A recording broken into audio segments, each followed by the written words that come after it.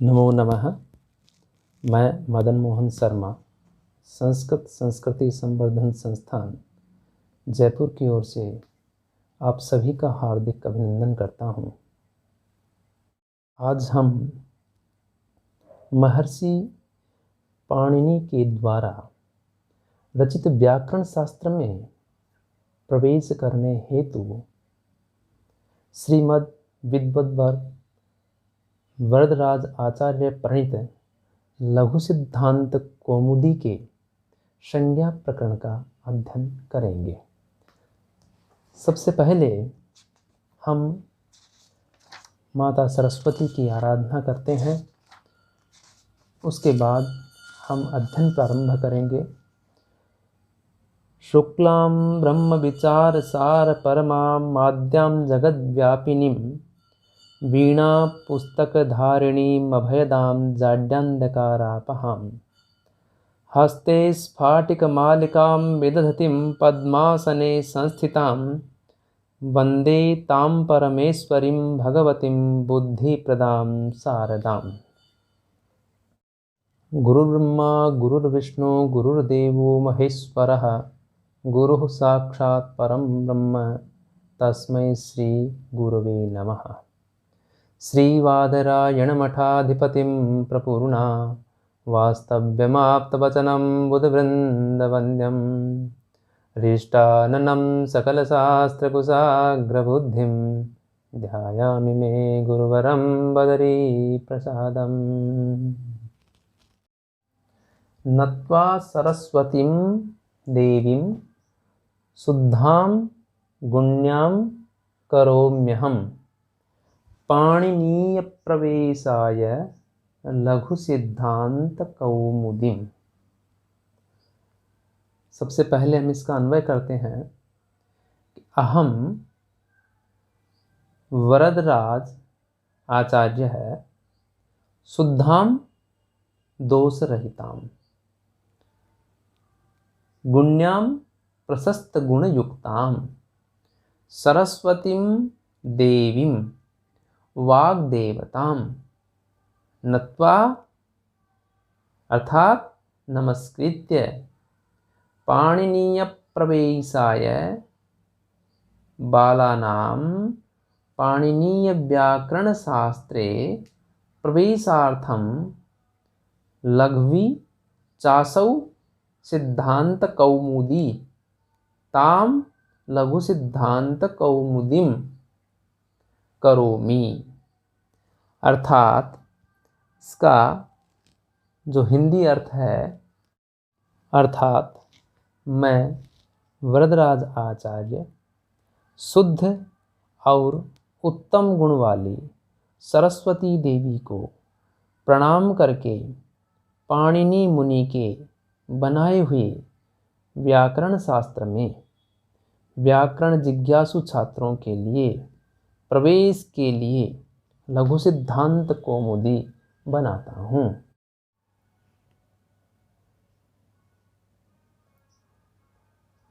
ऐ ऊण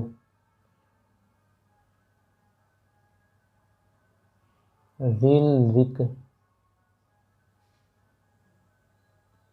ऐ ऊण ऋल ऋक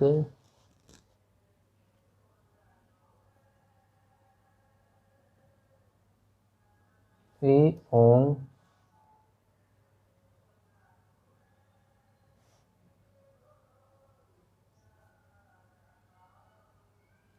ऐ औच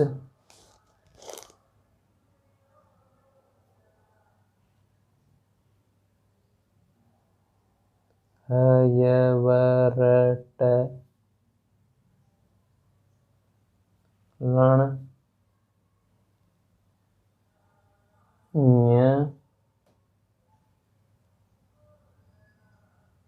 यम गण नम यमगणनम झभय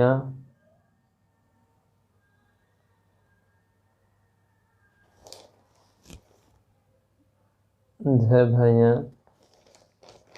घटधस घ ढ ध स।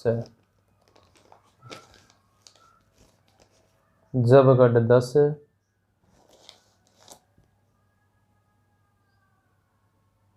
जब ग ड द स। जब गड 10, ख फ छ ठ थ च ट ताव। ख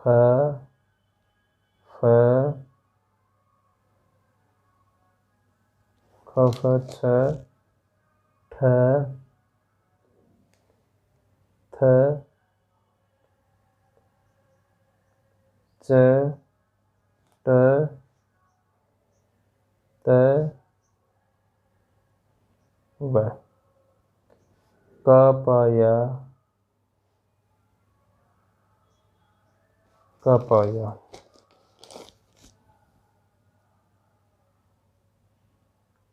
श श स र।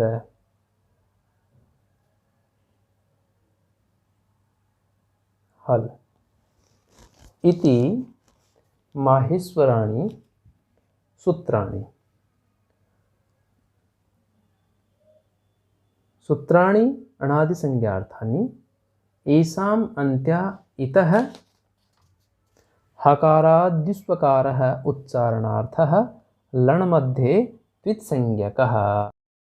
अर्थात इति माहेश्वराणि, ये महेश्वर की कृपा से, भगवान शंकर की कृपा से प्राप्त सूत्राणि, ये जो सूत्र हैं ऐ ऊण रिल रिक ए ओंग ऐ औ छय वरट यम गण नम जभय लण यम गण नम झभय घट 10 जब घट 10 खप चट तचट तव कपय स हल। ये जो 14 सूत्र हैं, चतुर्दश सूत्र जो हैं, ये भगवान शंकर की कृपा प्रसाद से प्राप्त हुई। माहेश्वराणि सूत्राणि अनादि संज्ञार्थानि, ये अण आदि संज्ञाओं की सिद्धि के लिए हैं। ये जो 14 सूत्र भगवान शंकर की कृपा से पाणिनि को प्राप्त हुए हैं, इनके आधार पर ही पाणिनि मुनि ने 3978 सूत्रों में संपूर्ण व्याकरण शास्त्र की रचना की है। अब महेश्वरात् आगतानि इति विग्रह, आगतानि प्राप्तानि इत्यर्थः। तत्र आगतः इति सूत्रेण अण् प्रत्यय। इसी बात को नंदिकेश्वर जी ने कहा है कि नृत्यावसाने नटराज राजो ननाद ढक्काम नवपंचवारम् उद्धर्तु काम सनकादि सिद्धान् एतद् विमर्शे शिवसूत्र जालम। पाणिनि शिक्षा में भी कहा गया है, ये नाक्षर समाम नायम अधिगम्य महेश्वरात् कृत्स्नं व्याकरणं प्रोक्तं तस्मै पाणिनये नमः। येषाम् अन्त्या इतः। ये येषाम् क्या है? येषाम् का मतलब है ये जो 14 सूत्र हैं, चतुर्दश सूत्र हैं, इनमें अंत्या, अंत्या का मतलब है अंत में होने वाले वर्ण। अंत्यः वर्णः कैसे होते हैं? वो इत संज्ञक होते हैं। कौन कौन से हैं?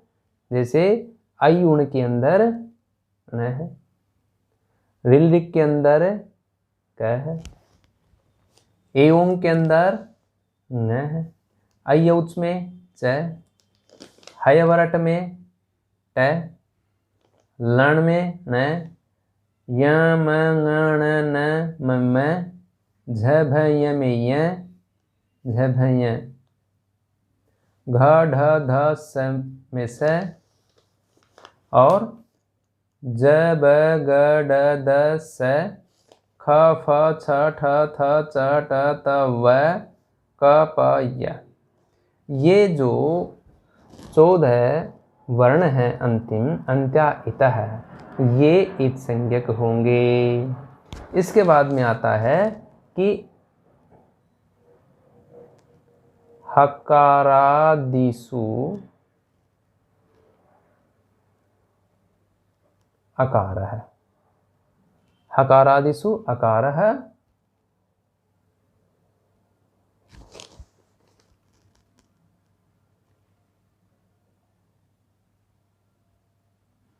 उच्चारणार्थः। अब यहाँ जो है वो हकारादिषु अकार है, यहाँ यण संधि होकर के और ऊ का व हो जाएगा, तो ये बन जाएगा हकारादिष्वकारः, हकारादिष्वकारः। आगे ऊ होने के कारण विसर्ग का लोप हो गया और उच्चारणार्थ है। हकारादिष्वकारः उच्चारणार्थ है। यहाँ कहा गया है कि हकार आदि के अंदर जो अकार आया है यह मात्र उच्चारण के लिए है, क्योंकि बिना स्वर की सहायता के व्यंजन का उच्चारण कर पाना असंभव लगता है। हर व्यक्ति के लिए संभव नहीं है, असंभव ही है। यदि उसमें स्वर नहीं होगा तो हम उसको नहीं बोल पाएंगे।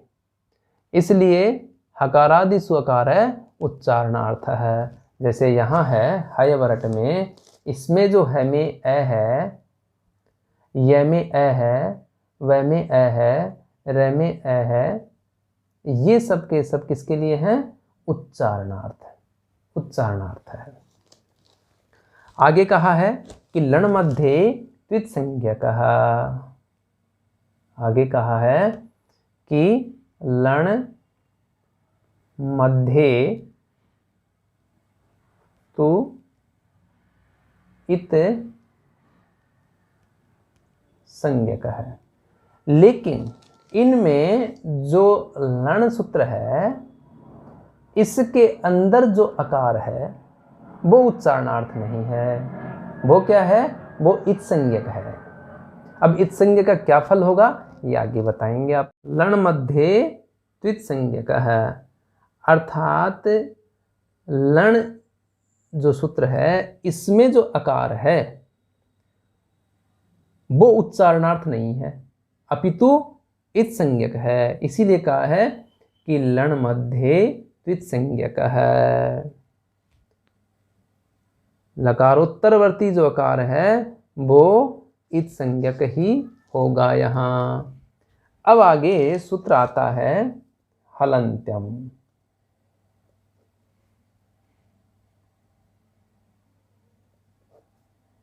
हलन्त्यम ये कहता है कि इसकी वृत्ति होगी उपदेशे अन्त्यम हल इत स्यात्। इसकी वृत्ति होगी उपदेशे अन्त्यम हल इत स्यात्। उपदेश में जो अंतिम हल है उसकी इत संज्ञा हो।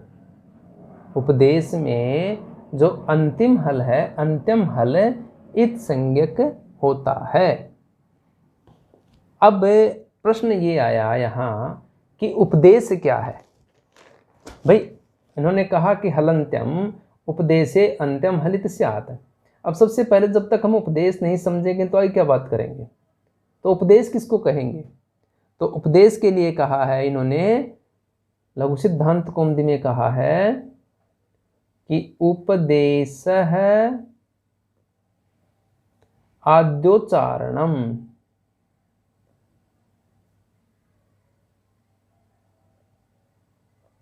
आद्योच्चारणम उपदेश किसको कहेंगे हम? आदि उच्चारण को ही उपदेश कहेंगे। अब आदि उच्चारण किसका? आदि उच्चारण क्या होगा? तो कहते हैं व्याकरण शास्त्र के विषय में त्रिमुनि में आते हैं पाणिनि, कात्यायन व पतंजलि। इन तीनों मुनियों का जो व्याकरण शास्त्र के लिए कथन है वही हमें आदि उच्चारण मानना चाहिए। इसके लिए कहा भी है कि धातु सूत्र गणोनादि वाक्यलिंगानुशासनम आगम प्रत्ययादेशा उपदेशा प्रकीर्तिता। हम इसको लिख सकते हैं कि धातु सूत्र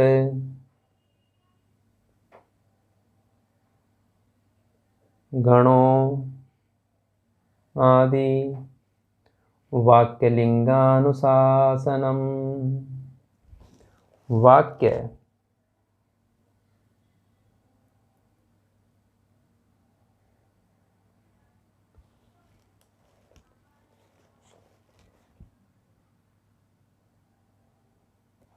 लिंगानुशासनम आगम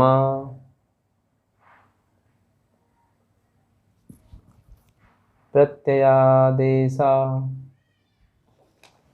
उपदेशा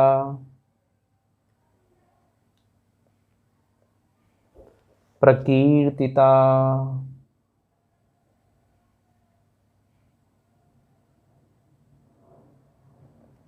प्रकीर्तिता अर्थात धातु सूत्र गण उणादि और लिंग का अनुशासन निरूपण तथा आगम प्रत्यय और आदेश, इनको हम उपदेश कहेंगे। यही पूर्वोक्त मान्य व्याकरणाचार्यों का आद्योच्चारण मानना चाहिए, क्योंकि इनकी कल्पना सबसे पहले इन्हीं आचार्यों के द्वारा की गई है। अतः सूत्रार्थ के अनुसार इनमें जो अंत्य व्यंजन हल होगा उसकी इत संज्ञा होगी। अब आगे आता है कि सूत्रेषु अदृष्टम पदम। सूत्रेषु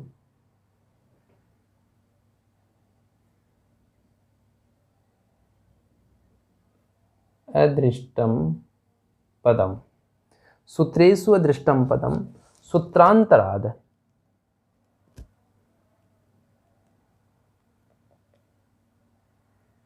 सूत्रांतरात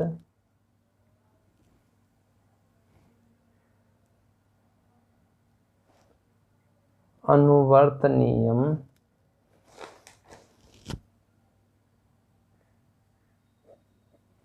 अर्थात सूत्रेषु अदृष्टम पदम, सूत्र में जो पद हम नहीं देखते हैं उस पद को सूत्रांतरात अनुवर्तनीयम सर्वत्र, हमें दूसरे सूत्र से अनुवर्तित कर लेना चाहिए, अर्थात दूसरे सूत्र से हमें उसका ग्रहण कर लेना चाहिए। अब यहाँ जो है, अभी हमने जो पहला सूत्र पढ़ा था वह सूत्र था, चेंज करना पड़ेगा,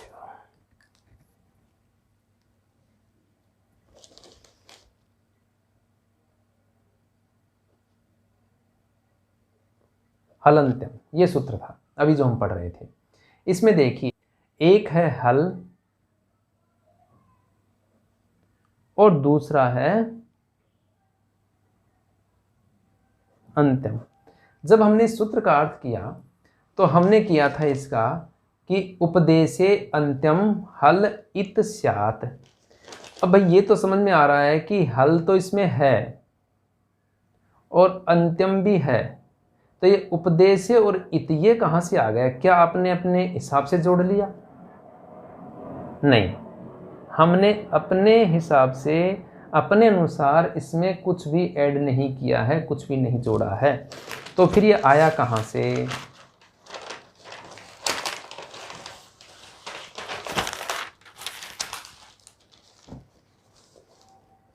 तो फिर ये आया कहाँ से?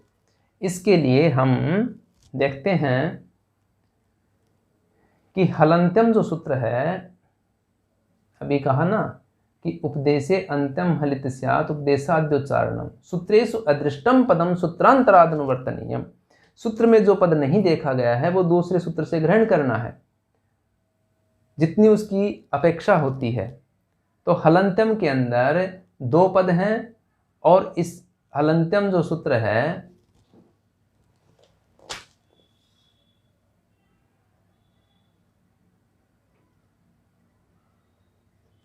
इसमें है हल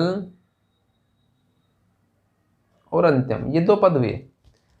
अब इस सूत्र की जो संख्या है वो है 1, 3 और 3। प्रथम अध्याय के तृतीय पाद का तृतीय सूत्र है ये, ठीक है। अब इसमें से हम इससे पूर्व वाला जो सूत्र है वो देखेंगे। तो इससे पूर्व में जो सूत्र है वो है 1, 3, 2 का, 1, 3 और 2, ये 3 है। 1, 3, 2, ये 1, 3, 3। तो हलंत्यम जो है 1, 3, 3 का है। अब 1, 3, 2 का सूत्र क्या है? उपदेशे अच अनुनासिक इत सूत्र आता है कि उपदेशे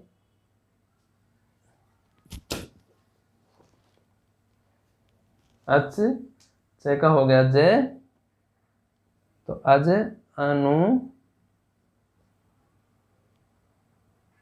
अनुनासिक इत, ये सूत्र हुआ।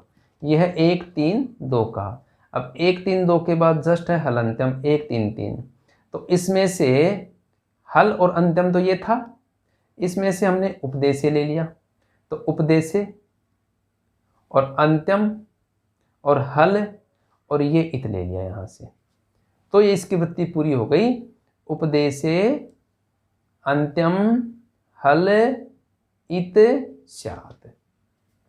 स्यात् क्रियापद है कि हो, ऐसा हो। तो सूत्रांतराद अनुवर्तनीयम, दूसरे सूत्र से ग्रहण कर लेना चाहिए।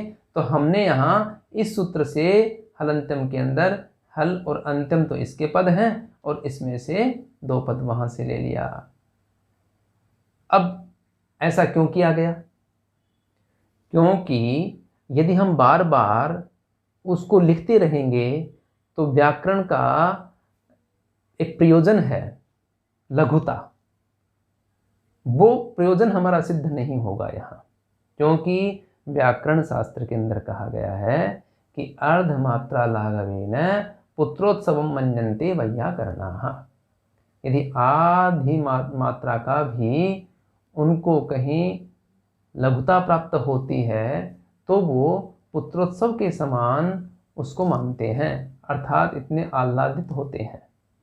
अतः ये भी हमारा एक प्रयोजन है लघुता, उसको ध्यान में रख करके और पाणिनि मुनि ने अनुवर्ती का जो ये नियम बनाया है उससे हमने इसको लिया। अब आगे का सूत्र हम बात करते हैं इससे अगले सूत्र की, वो है अदर्शनम लोपः। ये क्या कहता है? ये सूत्र कहता है ओ प्रसक्तस्य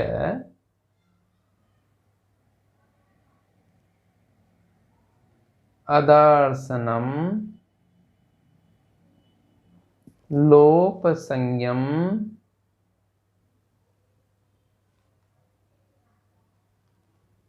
स्यात्। प्रसक्तस्य अदर्शनम। अब प्रसक्तस्य में ए और ए दोनों मिलके आ हो गया, ये चला गया यहाँ से। प्रसक्तस्यादर्शनम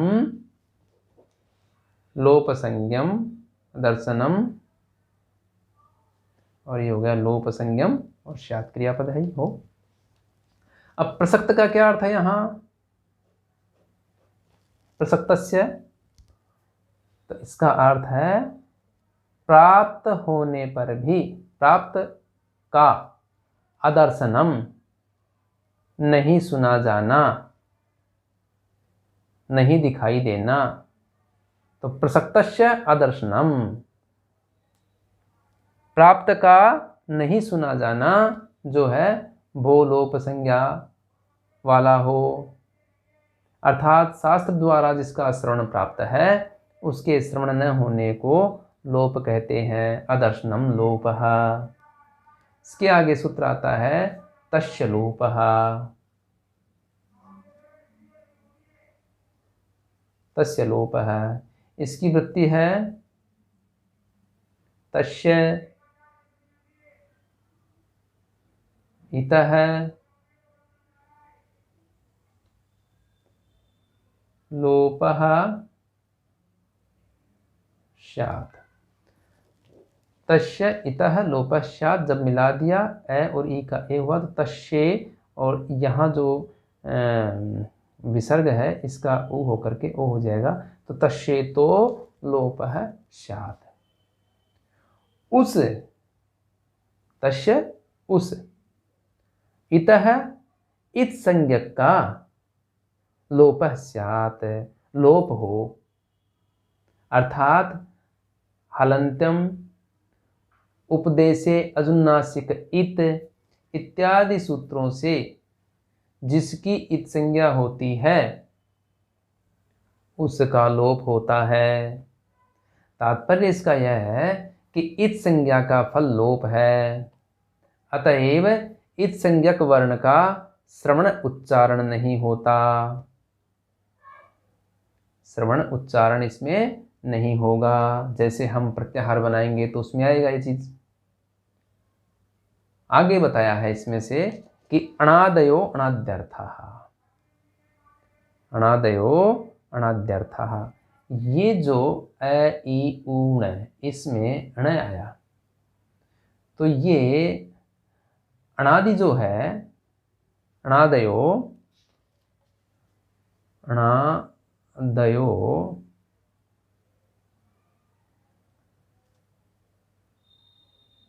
अणाद्यर्थः, इसका मतलब क्या हुआ?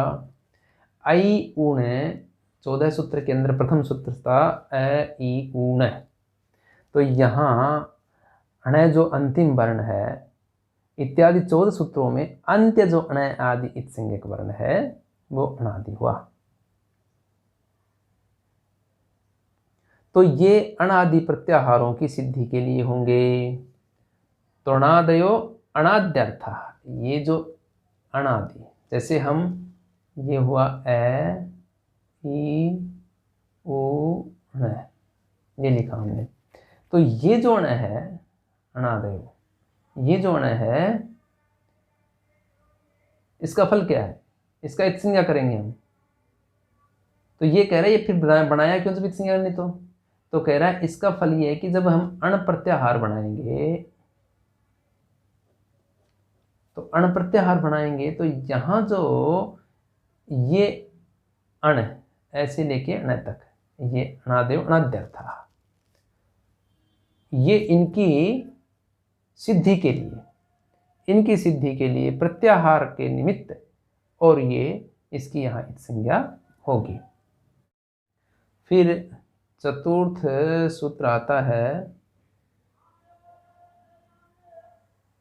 आदि रंतेन संहिता। ये कहता है कि अंतेनेता संहिता आदि मध्यगानाम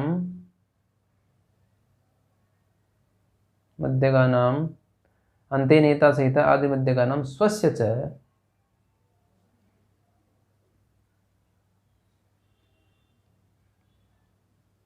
संज्ञा स्यात्।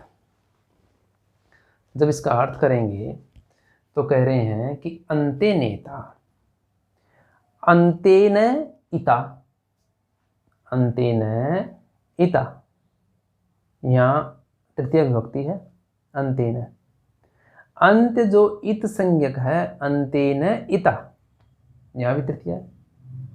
तो अंत्य जो इत संज्ञक वर्ण है, अंतेनेता सहित, उस वर्ण से युक्त सहित, आदि और जो सबसे पहला वर्ण है वो, और मध्यगानाम, और बीच में जो वर्ण आए हैं, स्वस्य च, स्वयं की संज्ञा का बोधक होगा, उसकी संज्ञा का बोध कराने वाला होगा।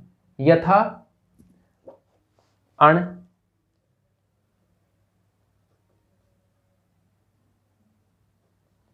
अण बताया है, अण, यथा अण, इति, ए ई उ वर्णानाम संज्ञा। अभी अण से हम कितनी संज्ञाओं का बोध करेंगे, कौन कौन से वर्ण आएंगे अण से? अण प्रत्याहार बोलने पर, यह भी लघुता है, अण प्रत्याहार बोलने पर हम कौन कौन से वर्ण का ग्रहण करेंगे? तो यहां आएगा ए ई उ, ये 3 वर्ण आएंगे।